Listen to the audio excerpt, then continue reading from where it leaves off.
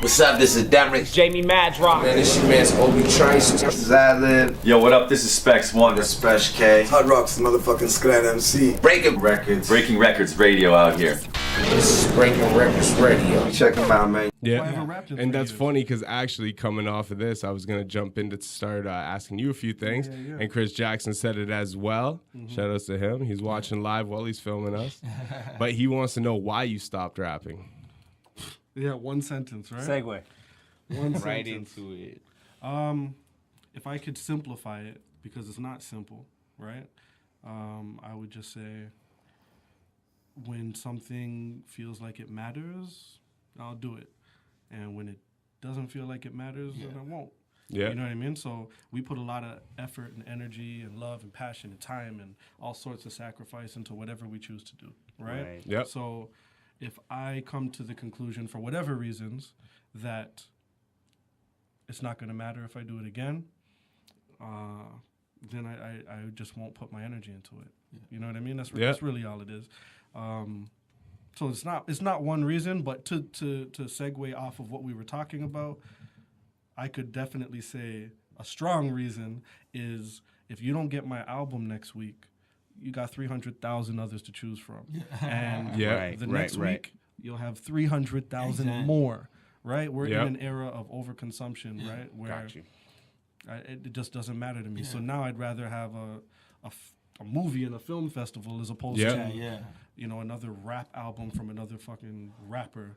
You know what I mean? Yeah. Like, I don't know. No, I feel you. It just looks tired to me. And So tell us it doesn't about... feel tired. It looks tired. Yeah. Word. Right? Like, when I look at other rappers, it just looks tired to me. It doesn't look beneficial. Fun. It doesn't look impactful. Yeah. So it's just, if I don't care about who's coming next, then why are should you I going assume? to try to be next? Yeah. You know? Word. So do you feel like it just got oversaturated and Saturation talent's not... is a word we use a lot in the film. Saturation. Yeah. Okay. Oversaturation. I'm not saying it's dead or anything, but in this social media era, as much as I don't want to hear everybody's opinions, I don't want to hear everybody's song anymore. Got you. So, I just don't want to contribute to something I don't like. Yeah. You know? Mm-hmm. No, that definitely makes a lot of sense. It's like, the saturation means the bar has been lowered as opposed to raised. Anybody and their mom could do it, like you said, so everybody's got an opinion. And then, where are the opinions that matter? What holds weight? You know what I mean? Like, things aren't holding weight as well as they should have. But what's the, you said, you got into movies, so what's the transition like going from, acting, moving into that? Do you feel like that's an industry that you're more passionate about? Is that pretty much where your passion is at the moment? I have no passion for acting. Okay. However, I remember I approached Alex, who was shooting all my music videos for this era. And I said, listen, we were already off the rapper shit, like even when we were doing it. Because if you look at the last couple years of music videos, let's say the last year, they were all uber creative. They were all, so maybe you won't even see me in it because we just didn't want to make rapper videos, And, conceptual. Yeah, they're much more conceptual. Yeah. And then, we just decided, you know what? Let's not shoot any videos for this last album. Let's just do sort of a behind-the-scenes documentary style, the making of. And what ended up happening was he ended up, following me every day, family life, personal stuff, business, whatever. And instead of catching a behind-the-scenes of the promotion of an album, it ended up capturing sort of a decline in inspiration until a point of, I'm done. Okay. Oh, wow. Yeah. Okay. So that's what the actual documentary Holy shit. Wow. That's crazy. But you should still see it. Yeah. Even though you know what it's about. I think people should know. Like, the film itself. That is the synopsis, right? So it's like what you want to do. The reason you want to watch it is it really drives home the point. Yeah. Right. Yeah, you So started guys from might the ask complete why. 100 really degrees drives the point home. different side Yeah. is why you started it, and you came to Yeah. the complete opposite conclusion by the end. Yeah, and the point is so universal, right? Because we meet with a lot of people in the film, a lot of Toronto hip hop royalty, we'll say. And, you know, you kind of get everybody's opinions on the matter. And it's a very universal theme, this idea that it's not like this one guy who doesn't want to rap no more. Yeah, it's a slew of like, them. you know, there was a clip that we were using. We didn't use this part in the film, but there's a clip where Mos Def is talking about, you know, they're asking him why he's not making music. Yeah. And I think he brought up Andre 3000, and he brought up, like, he just brought up people like, why does no one want to contribute to this climate?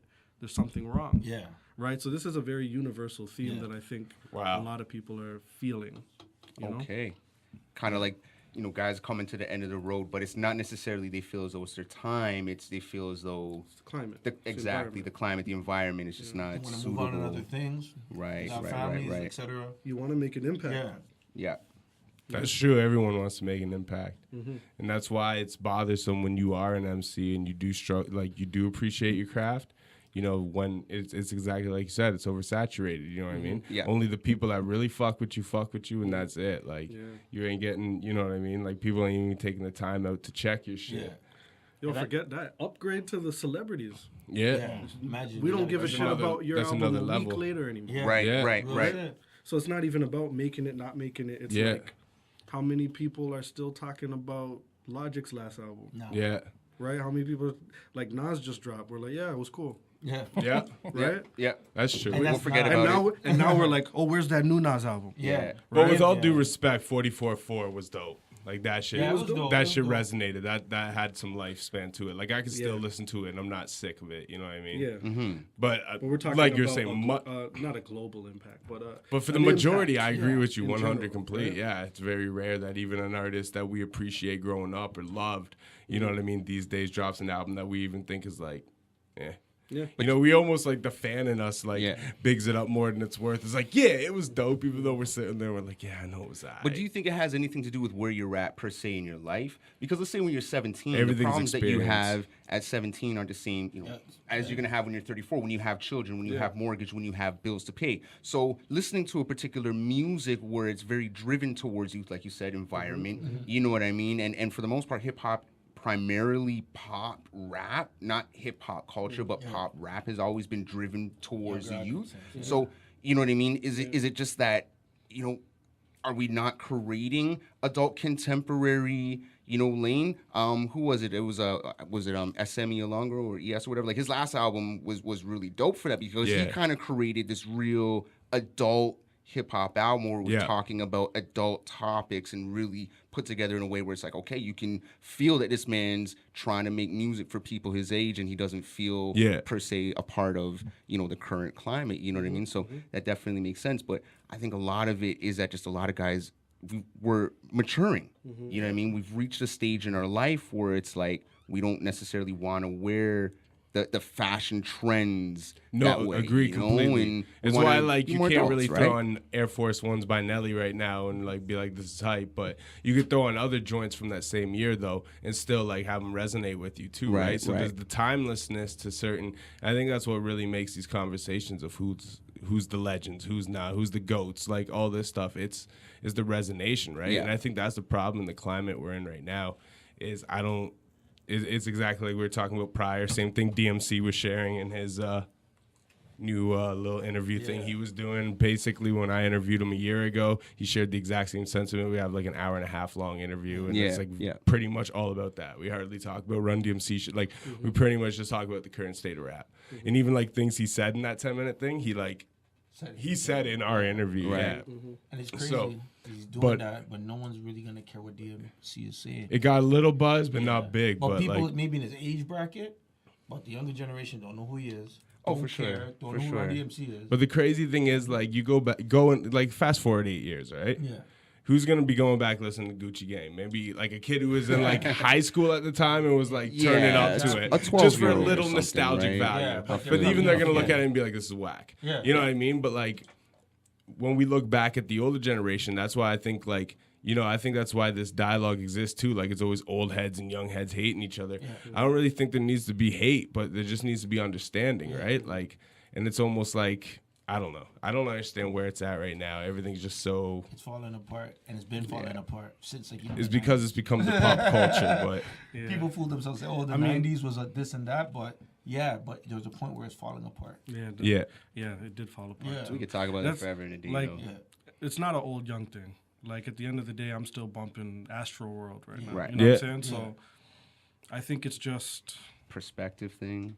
I think it's one thing if you're talking to one guy who's decided who's just pissed off because it didn't work out for him. You'd think of talking about people this has worked out for, you know, that still become tired with it. you know, just and tired. that's just it. I mean, and Yeah. you know, and it's like Sep says, you know, when you really love something and you have a purpose to do it, and you feel like what you're contributing is, you know, has purpose, then you're gonna do it. You know, when you're 17, doesn't matter. You don't really care. You're just trying to make a fire beat and get people at a show to bounce along with you, and maybe and then eventually, and then sure, there are some real, you know, mature and really in the zone 17-year-olds that are, you know, 16. I don't know why I'm stuck on that word 17, but you know, teenagers that are like teenagers that are Pause. This you goes know, right back into the pedophile. I'm not taking this back. Yeah, no, I'm just saying, like, I'm not even saying that. Keep going. You know, but as a, you know, teenagers, you know, you just kind of looking to put that next fire thing up, but there are guys that are really mature that'll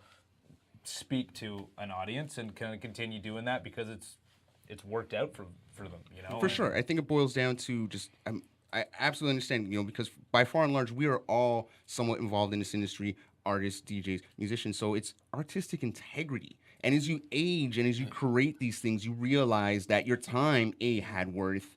And this project that you created, you want it to be worth something. And like you said, you don't want people to forget about it a week from now. You want people to talk about it a year or two from now. You want people to be able to relate to it in particular points in their life and be able to say, okay, you know, that song meant this to me and I could associate it, you know, for the rest of my life because of, you know, a particular memory or whatnot. That's what, you know, the music that we grew up listening to or the music that we're going to have nostalgia over when we're 80 years old. It had that impact. You know, we're going to be 80 in wheelchairs saying Wu-Tang Clan ain't nothing to fuck with. These nurses are going to be like, what the fuck you talking about? Who's Wu-Tang? But we're going to be rolling around doing that, throwing up the W's, right? So I completely get where you're coming from. It's artistic integrity. You want your art to have some type of weight, you know what I mean? And I think it's great that you're doing this and documenting. It's like this, the this perspective film. no one talks about ever. Yeah. Everything in rap's looked at like it's like 20 times more glamorous than it is, and it's not cool to put off the real image. And that's what I think is really dope about this idea. Absolutely. That was the absolutely. original idea. Before it was a story about someone saying, fuck it. It was, let's show everyone, let's meet with the people who people think are glamorous. Yeah. And let's just show everyone what we really look like. Because all of this, it's all a game. Yeah. You know what I mean? Yeah. It's all a game. Like, this was never an attempt for a certain level of success or a standard. You know what I mean? Yeah. It was always a matter of, okay, let's contribute because I'm in love. I'm in love with this environment. I like the cypher. I like the battle. I like this music. I like this party. I like this outside. I like this hip hop air. Yeah. Right? Yeah. And when those things don't seem to be around anymore, you stop liking it. Yeah. You know what I mean? It's not like, okay, let me make another album because I still got beats and I can still rhyme. Right. And I'm pretty sure I can make a catchy this, or let me take another shot at it. There was never a success margin that we were going for. It was always what feels right. Yeah. You know what I mean? And it's not like SepTo doesn't exist no more. Like, I'm here. I want to talk. I want to be a representative of hip hop. Yeah. 32-year-old hip hop in Toronto. I still want to, you know, make these films. I still want to write a book. Like, we're still contributing. You know what I mean? It's just, you want to contribute in all the ways that feel right. Absolutely. You know what I mean? Well, that's what it's all about, the authenticity and feeling right. Yeah. I just want to say, you know what? Big ups to you for that. And if you could say that again, because I think too many people out there in this world associate hip hop with only rap and do not associate it with the things that you talked about, which is the community-based aspect of the culture. So rapping is a please. verb. You know what I mean? Hip hop is like, if I never wrote a verse in my entire life, I would be hip hop. Yeah. Because of my environment, Thank you. my family, my friends, the way I was raised, my moral stance, my perspective on life. Everything that I ever do will be hip hop. It has nothing to do with rapping. Yeah. At the end of the day. Yeah. It's a lifestyle. It's a culture. Yeah, it's exactly. how you hold yourself, how you stand on the street. I have made decisions in my life and sort of made certain things staples in my home with my sons and my wife. Things, personality traits, everything. And I remember recently listening to, just going back to like stuff I grew up on. And I was listening to Gangstar Moment of Truth in the car. Yeah. And I hadn't listened to it in so long, like maybe 10 years. Yep. 5 years, 10 years, whatever. And I'm listening to the lyrics. And even though I know them by heart as I'm hearing them, I haven't They have a acknowledged new them in a long meaning. time. Yeah. And I'm realizing, oh shit, these are all the opinions I have today. Right. Yeah. Right? All the things these people are saying on this album, I'm walking around thinking these are my self-made opinions. Right. Yeah. And I'm realizing, oh shit, hip hop like raised me. It Yeah. formed my Absolutely. opinion on life. The way I respond to hashtags is in hip-hop. the vein of Guru. Yeah. You know what I mean? Is in the vein of Rakim, is in the vein of Busta Rhymes. Like I am formed by it. Yeah. It has nothing to do with the ability to rap. You know Yeah. what I mean? It Yeah. really doesn't at that point. And firstly, Moment of That's Truth beautiful. is my personal favorite Gangstar album. But secondly, exactly peace, Guru. what you're saying about it is, I think that's the difference in between what makes great music and what just makes music. You know what I mean? Is the fact that you can go back 10, 20 years later and you're like, yo, I never, like, I know, like, exactly like you said, you're like, I know every word of the song, and I never even caught that this is what he was saying. And the words are so vague and simple sometimes, but it's just like, you're just not on that wavelength. You haven't had those thoughts. You haven't been in that process of life. And that's why I think there's certain music that's timeless, you know what I mean? And then there's other music that it just comes and goes, no matter how great it is, whatever your preference is, whatever your like is, right? Absolutely. And that's why I always say what makes a great artist is vulnerability, because there has to be some connection of humanity to connect you with the person. That's why I think Busta Rhymes doesn't get the respect he deserves. Why LL Cool J, even though he was vulnerable with the girl joints and stuff, he was never really personally vulnerable. You know what I mean? Like, these guys don't get that, like, respect that they really deserve for the what they've done for the culture, what they put into the music. But I think it always comes to that line of vulnerability, is being human to a degree. You know what I mean? Well, it's not so much vulnerability as it is that person isn't afraid to be absolutely themselves. Yeah. The best rappers are always the ones who are themselves. They Yep. don't follow trends. They're not afraid to be themselves. They're not afraid to speak their opinions. They're not afraid to lay it out on the line if they're vulnerable. Yeah. And what happens is you get a bunch of clones. And, you know, I think, honestly, personally, what I think is going to happen is I think you're going to have a great run with what you're doing, but I think you're going to see in a few years that hip hop, like we were saying earlier, is very cyclical. Yep. So what's going to happen is probably in about 3 years, maybe a little bit less, because I feel like boom bap has really come back strong this year, especially with albums like Book of Ryan and with the J. Cole album, whatnot. Like boom bap has really come back hard, but I think you're going to be like, you know what? Now's boom my bap time to even come back still because my near- opinions will hold some weight at this particular time. I just think it's the majority of the buying audience of hip hop right now is very young, bubblegum-ish. They haven't hit university yet. So once that mass segment of population goes through university and goes through the woes of being through their early 20s and getting kicked in the ass and be like, I need digestible stuff. Fuck this fast food. Give me some rice, peas, and some chicken. Give me something that is gonna fill me up, not this fast food McDonald's music. You know what I mean? These kids haven't fallen in love yet. They haven't had their hearts broken yet. Everything to them is just drugs, party, drugs. They haven't lived yet. So once they live, they're gonna start realizing we need these guys to give us something, or women, but we need something other than this Chun-Li bullshit and whatever. You know what I'm saying? But you know what, though, too? Like, where's that separation happen? Because, like, when I was younger, and I'm sure when you guys were younger, when you fell in love with hip hop, you were probably too immature to understand the message. But you almost like caught the ideology of the prophecy. You know what I'm saying? And you're like, yo, like, and just a vibe or inspired you. I'm not gonna lie, but it comes back to it seems like it's a reoccurring number. But for me, 17. Yeah. Aquemini was that album for me. I digested Aquemini and I was like, man, it's on. I looked at that cover and I was like, I'll never this hear is the some word adult 17 shit. ever again. Hey. The same way. But no. That's But the like reason why I said it, guys. when the Aquemini album dropped, I looked at that album cover and I'm like, this is some soul funk stuff that I would have found in my aunt's record crate. Yeah. And I loved it and I put it on. And by the time Spotty, Dotty, Dopalicious came on, I was like, this is my favorite song I've ever heard. And they are not even rapping on this. And I went back and I'd already heard, you know, Southern Playalistic. I heard Yeah. AT-Aliens, but I went back and took them in Harmonize even on, I love more. it, man. So now when I hear Get Up, Get Out, and Get Something, Yeah. you know, I don't recall ever graduating at all. And I'm about to graduate high school. It meant something to Yeah. me, right? Yeah. Now all of a sudden it's like, okay, this music got some weight. Okay, now they're telling me something. You know what I mean? Yeah. And that's when I stopped, let's say, caring so much about just the party hip hop or whatever, and started saying, okay, yo, give me some Rakim. Let me, you know, Nas Yeah. was already my favorite, but it was like, yo, let me take in some more stuff. You know what I'm saying? Let me go back to Yeah. Reasonable Doubt and, you know, some of these other albums, right? See, and a lot of times too, like when I was growing up, I mean, initially as a little kid in a small town like Brantford, you know what I mean? 90s, you know, I'm the only kid that likes rap anywhere Right, I fucking right. go.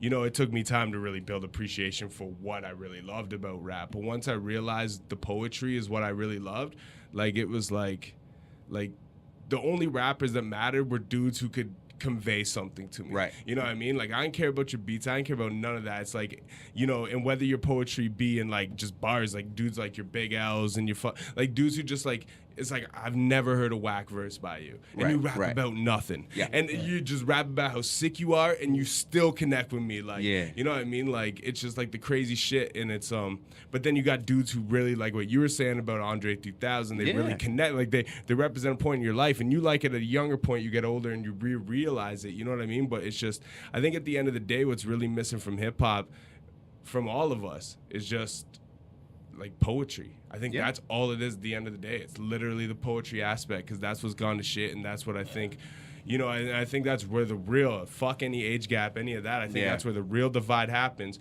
is the more that it became pop, and the more that even like, you know, in the social media era, it wasn't even labels producing pop, it's kids who just want, like you were saying, want to have the hot record, maybe bring some people to a show, just be the man for a minute. You're making the most poppiest shit you can because you have no love for the culture. You have no love for real hip hop. You have love for, it's almost like, it's the same thing as social media is almost what hip hop is becoming. And that's why you have this like split niche audience where there's people who are like, I like hip hop, and then there's people like who listen to rap all day and they're like, man, fuck hip hop. I You know feel, what I mean? I feel Too they is don't. The other elements are not present, like the DJs in the back. That's another thing. Breakers are not seen no No more. breakers. Graffiti Yes, writers. graffiti's still happening, but it's not. It's part all of the pop separated. mainstream culture, and therefore people don't even recognize it in the underground. Like the underground people do, but Yeah. people outside of the underground don't care about that. Right, right. They don't care about the real hip hop culture. Well, shout out Scott Jackson, Beatbox Yeah, Canada. You know what I mean? Those guys definitely throw it down. And, you know, I get to DJ a lot of their events, and that to me is like some of the biggest representation of hip hop possible. Any one of their parties is just as